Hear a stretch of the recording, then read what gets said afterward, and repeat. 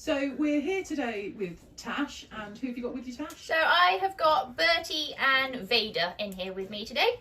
So this week is Guinea Pig Awareness Week, and it's the very first Guinea Pig Awareness Week, which we're really excited about. So we had a Facebook Live the other day where Tash was telling us about how lovely guinea pigs are and what great pets they are. So today we're just going to find out a little bit more about what we need to do to keep them happy and healthy.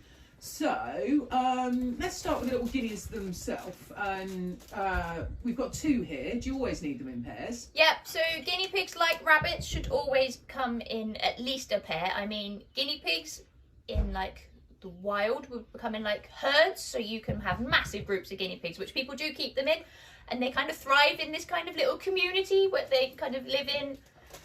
Very social animals, love to chat to each other.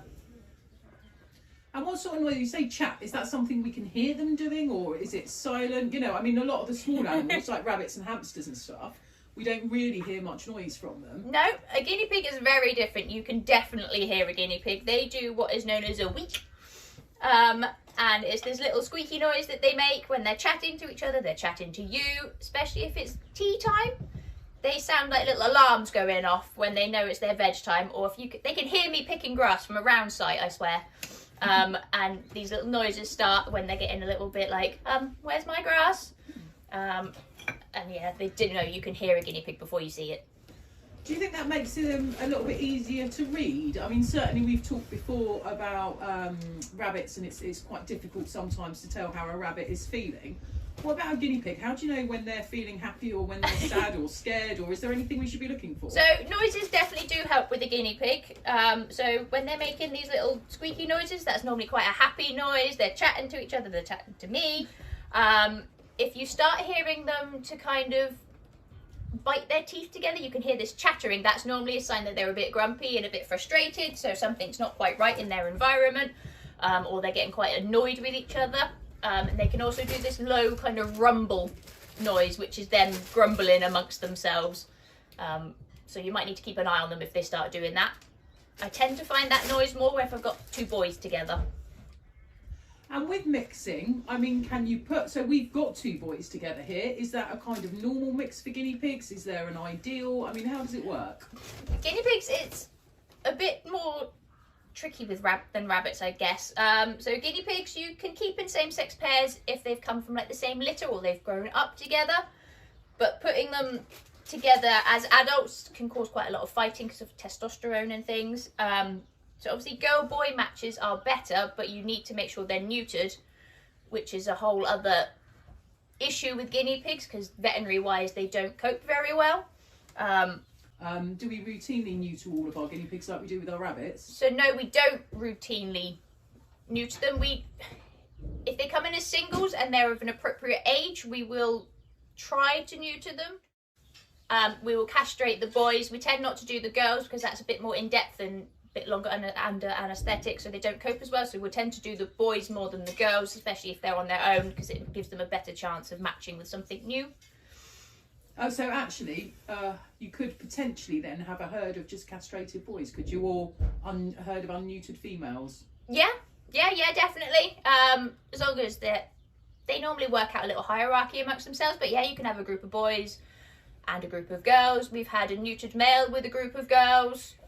We've had a lovely group of girls in before, and they're really cute as a big herd. They will follow each other around. Oh. So while we're talking about that, what sort of accommodation do we need to keep them in? I mean, they look quite small to me, and certainly looking around, there's lots of I've seen lots of indoor guinea pig cages and things. Is that enough for them? No, that is not enough for them. Like with rabbits, a hutch isn't quite enough for them. They do need the space, although they don't always show that they use it. When we're not around, they will explore more. So they definitely need the room, especially if you've got larger numbers of them.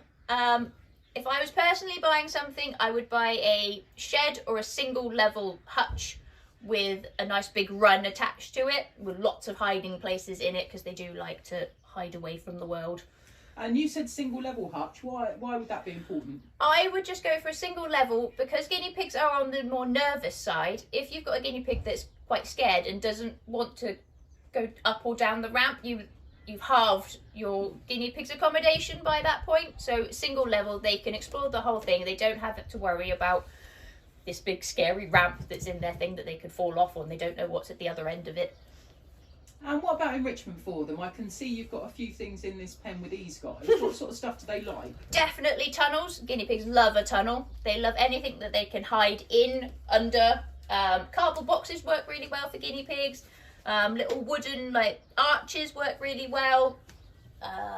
Any kind of piping, you can just use kind of quite wide drain pipes and water pipes and things, or cat tunnels. Yeah, all sorts really. Fab. So we're finding out how to keep them happy in their environment. What about health? What sort of things do you need to keep an eye on with your guineas? So I would say with the guineas coming into us, the biggest health problems we come across are problems with their feet. We get quite a few obese guinea pigs, and problems with their teeth, similar to rabbits. So feet wise, they quite often come in with really sore pads, which is normally from being kept on wet bedding. So they really need to have their bedding changed, wet bedding changed every day. I mean, with our guinea pigs, we probably full clean them every day because they just are quite messy everywhere. So that helps with that, and regular claw trimming. We have quite a lot with overgrown claws that causes them to curl, and then if that curls too much, the whole toe can curl and they come in with poor feet, and that can take quite a lot to rectify, and sometimes you can't. Obesity, we get quite a lot of fat guinea pigs coming in from poor diet and limited exercise. They're the ones that have kind of been kept not in a big enough cage and fed on the wrong food. So guinea pigs, the same as rabbits, need the pellet form of food, not the muesli. And why don't we feed them the muesli? What is it that's not good about that? So that allows them to selectively feed. So it's got all these nice sugary, starchy bits in it that they'll always pick out first, and all these fruity things. And then they leave the fibery pellets, which is actually the bit that they really need to eat for their digestive system to work, for their teeth to grind properly. So they'd leave the stuff that they need and eat the stuff that they don't. So a bit like kids, they're not wanting Yeah, to eat their veg. definitely. It's just like them eating bags of sweets and leaving their vegetables. So our guys are on pellet food. Yep. And then what other things do they get? So they get grass every day. If they can't go out on the run, we pick them grass to come in here. They get a daily portion of veg, and they get an abundance of hay for them to rifle through. So I think we've covered their basic needs. So what is it that you love about guineas? What do you think their best bits are? Oh, that's so hard to say. I just love them. Their characters, their noises, they respond to you. Like, you can see them listening to you when you talk to them. They love to come over, they'll chat. They get really brave and love to explore. And they're just really cute. It's amazing. So if somebody's looking now, they've heard all about guineas, they feel they can give them everything they need. What would you say? So what's your next step if you now feel that you are ready to get guinea pigs? So where do they go? Who do they approach?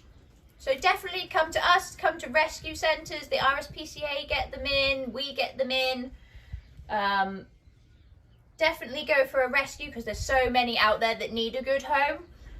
Make sure your accommodation is done first because that's going to be your biggest hurdle. And then, yeah, look around, phone people, look on the websites and find a pair that catches your eye, really. Oh, that's brilliant. Thank you ever so much, Tash and Bertie and Vader. Yeah.